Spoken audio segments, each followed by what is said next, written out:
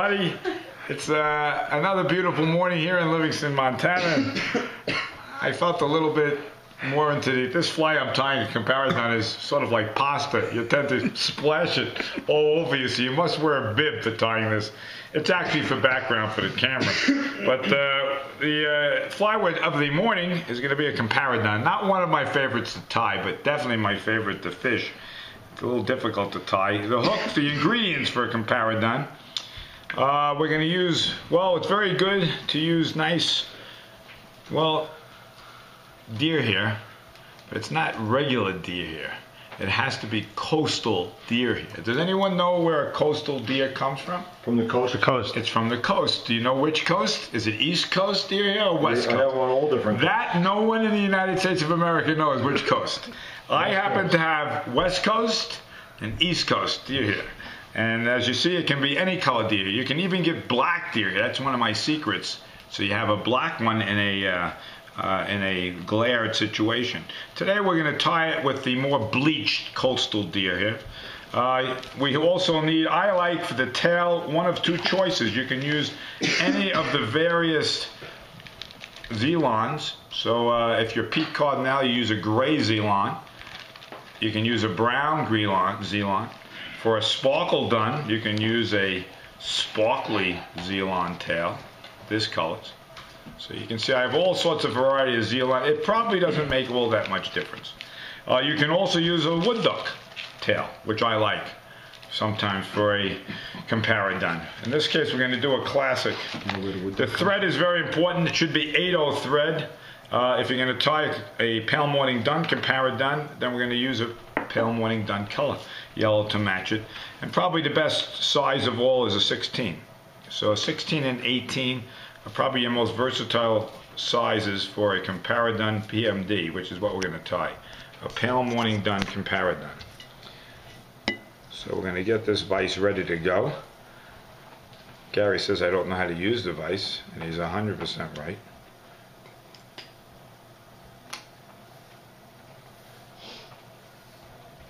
Okay, so we put our hook in the vise, and the first thing we're going to do is, again, I don't like to make a big layer of thread because it is a dry fly.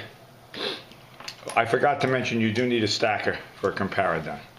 So you cut, and this is always crucial to cut the amount that you think is right. Always take more than you think because you can always remove some. And when you cut, always cut at the base so you don't ruin it for the next guy. And you take your Comparadun feathers, and always the hard part is learning how to manipulate materials with your fingers. So you can see that right now they're a little uneven, the tips. So we're going to put it in the stacker. A good stacker is important. I don't have a good stacker, so they don't stack as well. But we'll do the best. After you stack, you turn it sideways, and now you can see the tips come out pretty much together. You should grab the tips in the hand that you're going to, I'm a righty, so I'm going to grab the tips with my right hand, so I don't have to do too much manipulation. And I'm now looking, and now the height, well, we'll make it pretty short. You can make the height no matter what you want. And again, don't make it too close to the head. That's the most common mistake. And you must use your fingers and tie it down. Do 2 or 3 right in a row. So, and I did around 5 turns. So now it's just standing. I can manipulate a little bit. Now I pull the whole thing up just like any wing, and I build up in front of it. And you really, as I said in the previous videos, always sock it at an angle. When you're coming in, you're at a 45 angle right to the head. And I left plenty of room. And now with your thumb, we could push back, but we don't have to do that yet because we have to trim the back. And what's nice is to make it meaty. So don't worry. I liked outdoor tying, if you recall, because then I just fling my fingers in the air and the feathers go flying and you don't have to worry about cleaning up. So it was sort of nice to do it outdoors. And I trim all the little pieces. Here's where I usually cut the thread. If it happens to you, don't grunt.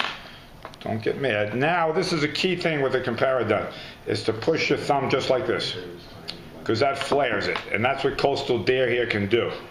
Okay, and now we go, and now I go behind it, and I don't care if it's a little bulky right here. It actually adds to the beef and the taper of the fly. So then I just smooth it down, So that's what we have, and you can do it again with your thumb.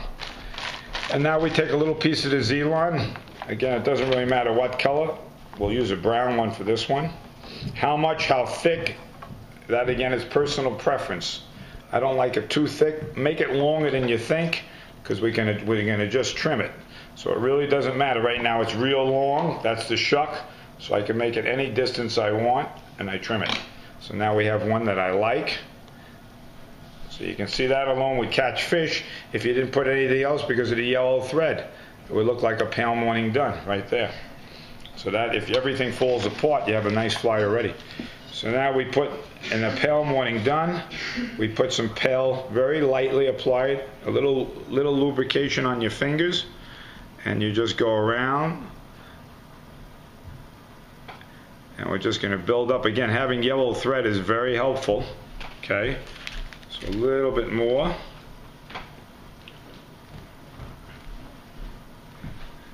Right to behind the hook. And in my case, we like to two-tone it.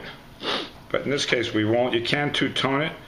Should it be dark in the back or light in the front, Gary? Light in the back or dark in the front? Which one, Gary? I go 50-50. Never sure. What do you like? Dark in the back. What about the guy that tied it back in New York called Buffalo Bob or... Why? Please save the question and answer session for later. Oh, sorry, no question and answers. So we're just doing this. I'm going to make it all one color right now. And now you pull back, and the most important part of the Comparadun is right here, is that when you build up your Comparadun, you see you put it up in the front and you build it up a little bit, and that really helps it stand up, that little bit of dubbing in the front. And this one's ready to go. You can put a little bit more right close to it. Even if it falls back. See, if it falls back, that's really good, because frankly it's going to always straighten out. And then you got the fly.